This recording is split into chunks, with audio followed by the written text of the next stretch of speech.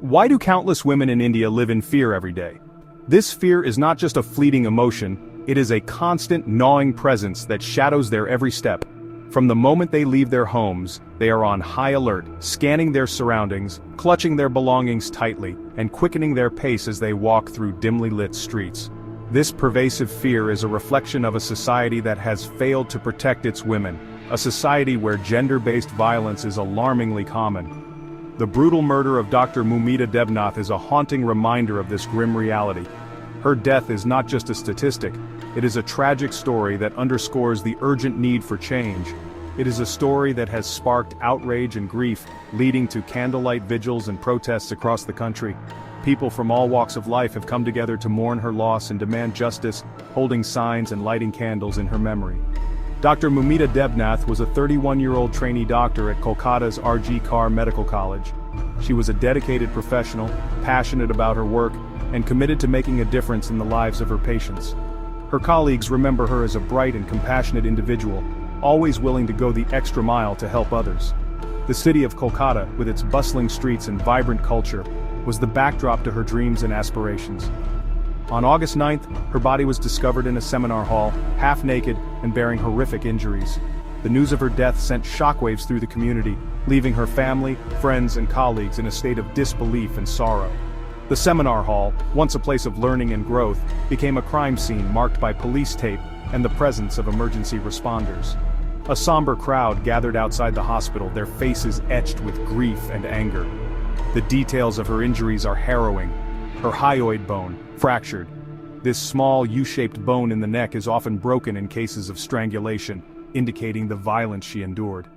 Injuries on her lips. Her lips, a symbol of her voice and identity, were damaged, silencing her cries for help. Pelvis bone, broken. The pelvis, a central structure of the body, shattered, reflecting the brutality of the assault. Bleeding from her mouth.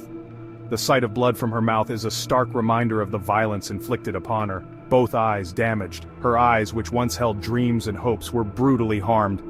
Blood spilled from her eyes. The image of blood spilling from her eyes is haunting, a testament to the unimaginable pain she suffered. Injuries on her belly. Her belly, the core of her being, was not spared from the violence. Injury on her left leg. Her left leg, a symbol of her mobility and independence, was injured, further incapacitating her. Right hand ring finger, broken. The breaking of her ring finger, often associated with love and commitment, adds a layer of symbolic cruelty to the assault. Private parts brutally damaged. The damage to her private parts is a horrific reminder of the sexual violence she endured. 150 milliliters of semen found inside her body. This detail is not just a clinical fact, it is a chilling testament to the sexual assault she suffered. Bleeding from her private parts. The bleeding from her private parts is a stark and painful reminder of the brutality of the assault.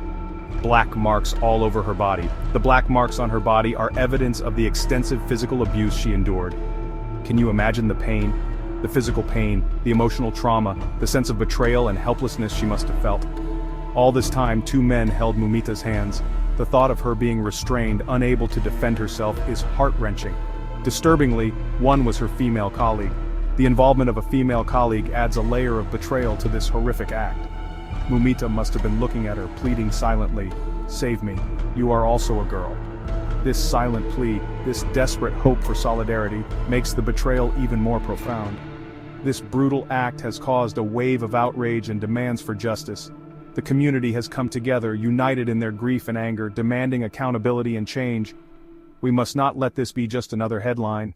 This story must not fade into obscurity, it must be a catalyst for change. Let Dr. Moumita Debnath's tragic death fuel our fight for a safer, more just society. Her death must not be in vain, it must inspire us to create a world where such atrocities are unthinkable.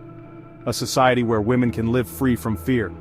A society where women can walk the streets with confidence, where they can pursue their dreams without the shadow of violence looming over them. Share this story. Raise your voice, demand justice for Moumita. Let us honor her memory by fighting for a world where every woman can live in safety and dignity.